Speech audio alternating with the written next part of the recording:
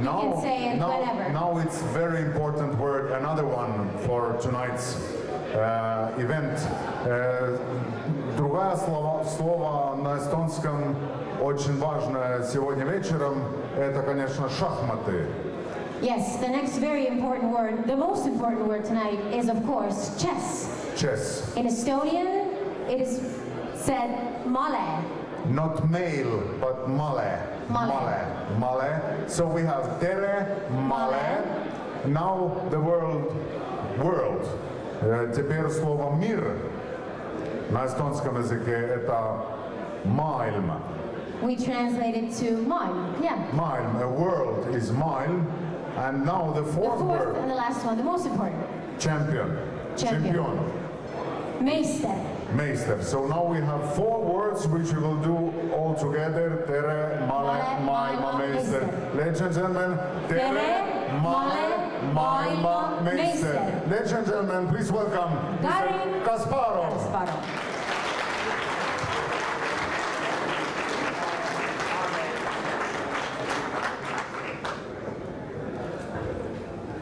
Good evening.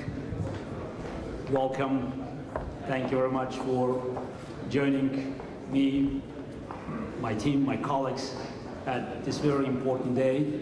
I have a lot to say, but just I wanted just to answer some of the obvious questions many of you asking. So, okay, what are the goals, what are the intentions, and why I made such difficult, trust me, difficult decision to move back in the world of chess, but this time not just making chess moves, also I still remember how to move the pieces, but to do something else, to elevate our game back to the very high level in the public mind I believe it belongs. I've been thinking a lot, and I've been traveling in the last few years around the world, and I just recognize that chess eventually hasn't lost its popularity. To the contrary, it has been expanding its appeal to different groups. And just one slide that you can look at, just I often use it in my lectures. It shows that different people play chess. Of course, we have 2 world champions, Vichy Anand and Hu Yufan. We have Magnus Carlsen, who might become the youngest world champion. I have to say the youngest world champion because he might do it before he turns 23 at the end of November. So just to follow my footsteps. Viktor Korchnoi is still playing chess and reminds me that I'm young at age 50. And other pictures, you know, this is my new friends from African continent, a girl from Uganda, Fiona Mutese. So we met in New York, and she had her amazing story to tell how chess helped her to get out of the poverty to prominence. And the picture was our friends from Nairobi, Kenya. By going around and just talking to people, I recognized that something was fundamentally wrong, because we could see the popularity of the game. We could see that people like the game, and moreover, if we look to the fictional world, to the virtual reality, chess is extremely popular. Harry Potter. So it's anytime the author in the book or the producer of the movie would like to show the intellect, they use chess pieces. Chess is an ultimate sign of intellect, and again, it goes without saying in every language. You can see the aliens play chess, yeah, and even the Terminator. Yeah, so it was some time ago, 10 years ago, and I was impressed. It was even before Arnold Schwarzenegger had become the governor of California, that he had some sort of mandatory rule for all kids in his family to learn how to play chess. And you can look at this selective advertising, and I'm sure in your countries you could see many more chess pieces, chess images everywhere, because even for advertising industry, chess is a natural sign to pretend or to demonstrate that they sell, they promote intelligent products. So we see that chess has been played around the world by people of all ages. we could see that chess is popular in the public mind, and it has been used extensively for advertising and for the movie industry. And it goes beyond that. You know, you could see politics. President of South Africa, Jacob Zuma, so it's the reception. You could see, okay, this is my old picture, so I couldn't resist temptation to put it in the middle, Sting, Google. So you can see that it's all around. Now, then why we are still struggling? The big question is, why with such a popularity of the game of chess, we are literally sliding down the road. So what's wrong? I believe that, you know, we just have to find the right interface between our great game, we may call the product, and the rest of the world, the chess world and the rest of the world. How to bring them together? I think the answer is we have to create an interface, and this interface, of course, is our federation, the International Chess Federation, FIDE, that should do a much better job by bringing these worlds together. I feel I can do it, and I've been working a lot, talking to different people, and I'm very proud that I managed to bring together an outstanding team that could realize this dream. It's in no particular order, you know, just, you know, giving you the names that you could see the pictures on the screen. Callewaert, it's a prominent a Belgian businessman with an outstanding record in creating and building up companies, who has been helping me to establish Kasparov Chess Foundation Europe. Africa, Msimang, she's from South Africa, also she has an outstanding record of helping chess to be promoted in her own country and helping me to push this game to the rest of the continent. She's also president of Kasparov Chess Foundation Africa.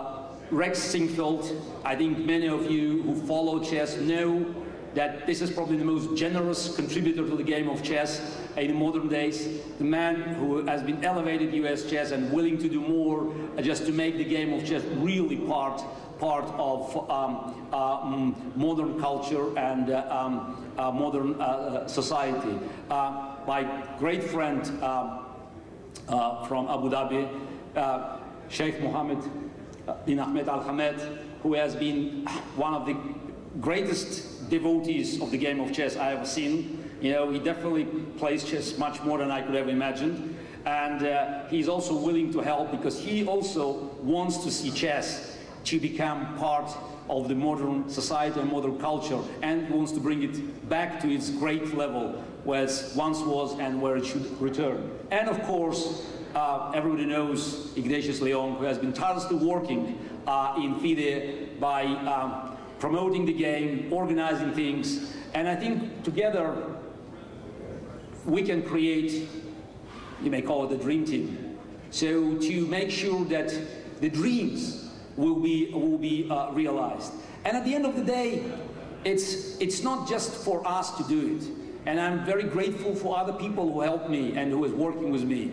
Morten Sand from Norway, who helped me from the very beginning of the campaign with his most precious advice. Robert Fontaine from France, who has been putting together a lot of logistics. My friends from other federations, namely starting with my friends from Croatia, who have been supporting me, and I'm here as a delegate of Croatia at this Congress. And I apologize for not mentioning all of you, my friends from Africa, from other continents, people who have been pushing me to this decision, they wanted me to move forward and to start this campaign. Because at the end of the day, it's about you. Because we can change things only if we work in concert, if we work together.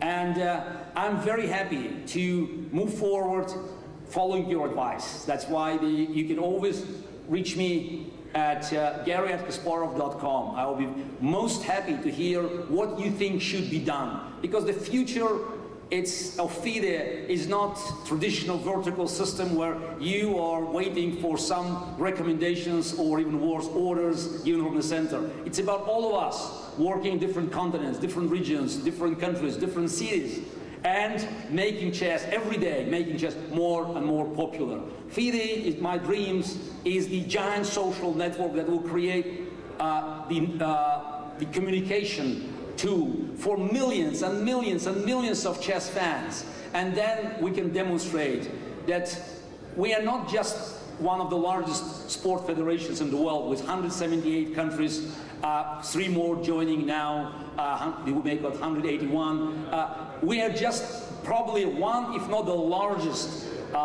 federation counting active members, people who are willing to play chess and people who are loyal members of this giant chess club. So these dreams will be realized. Thank you for coming and welcome to the future.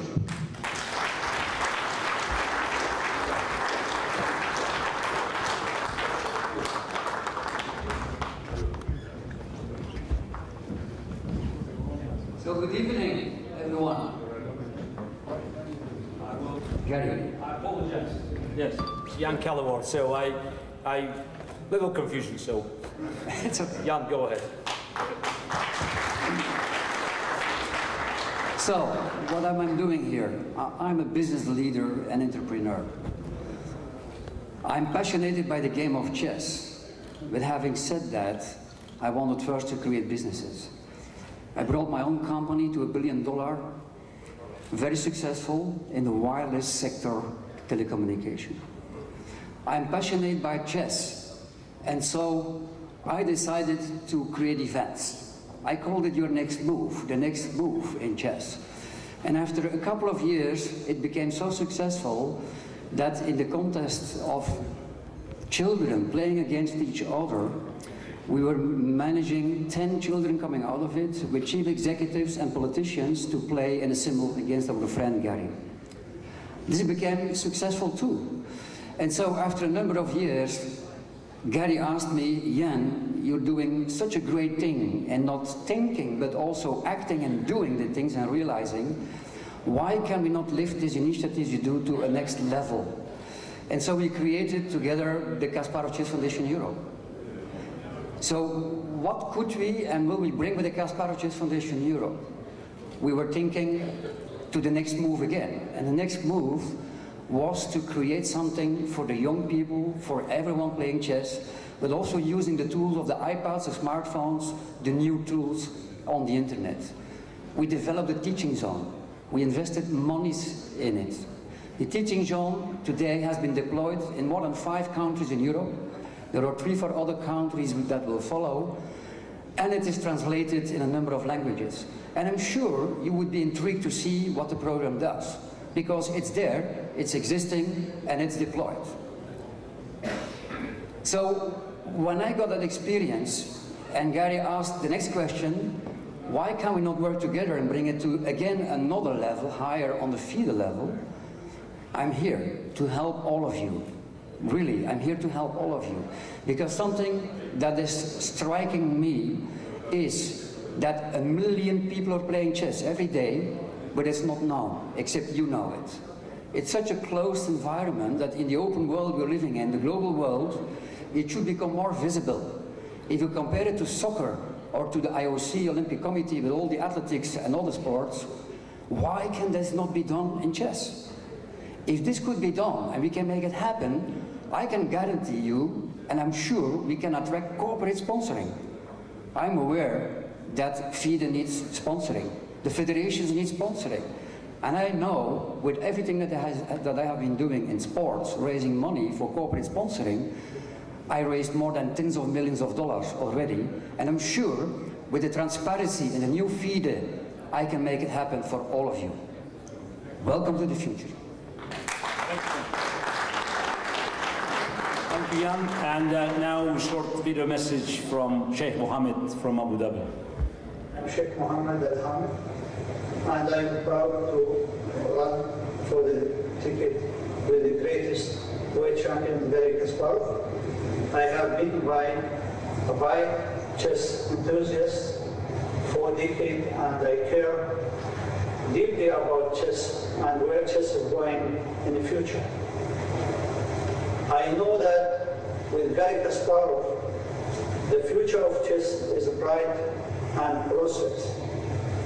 I promote chess education in Abu Dhabi. I believe that chess is a great competitive tool and will help children deeply and develop and become successful in future careers and life. I joined Garry Kasparov because I believe strongly in Kasparov's vision for the chess and education tool which crosses all boundaries and breaks down all inequalities. I join and I am committed to Kasparov's vision and this case and will contribute fully to ensure the success of our mission to promote chess and chess education around the world. Thank you very much. Thank you. Now, next is Africa, Msimang. Africa, your turn.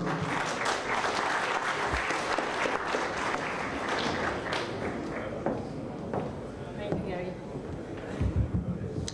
Do we say terra in Estonian? Tere. Eita. Good evening, everyone. Good evening, everyone. Thank you. My heart is exploding with gratitude. I am most honored to be addressing you this evening. And thank you so much for taking the time to be here with us tonight. Imagine for a moment, I think it was about 4 years ago, around this time, when Africa was promised to be the continent that would be given a chance to develop its chess programs. Africa was promised that it would be given about 400,000 euros annually for the next 4 years for chess development. The patient continent of Africa is still waiting for that promise to be fulfilled. I speak with a grateful heart. We take nothing for granted. I'm asking fellow Africans today that how long can we wait for these promises to be honored? How much patience do we have just waiting? How this unsustainable level of waiting, this comfort zone that we find ourselves in, it's not taking our continent anywhere. We owe it to our people to make a difference. We do know that our federations need a lot of help, and so do the larger federations. We need to find a way to end the dependency syndrome. We're not looking for a messiah. We are a huge collective with huge votes. And I don't think we have to allow anyone to subjugate or oppress us, or allow anyone to take our vote for granted. And I speak here also to my dear friend Garry, that I'm here as part of the team, because I personally appreciate your zealous efforts and generosity of spirit that you have shown towards our continent. And I'm not only talking here about Africa. I'd like to see this generosity extended to all the developing nations, the South Americas and all that, those nations that need assistance. We're not saying we're looking for a messiah. We're just saying we're looking for an opportunity to have a team that walks its talk, a team that will show a level of congruency, a team that will show a level of accountability and transparency when we speak. And I trust that we shall do that. And I will personally hold my team to account, because we have a responsibility to ensure that we develop the African child, that we develop the South American child. We have a responsibility towards our youth globally. I thank you, and blessings to you. Thank you, Africa. Ignatius Leon. Ignatius, the stage is yours.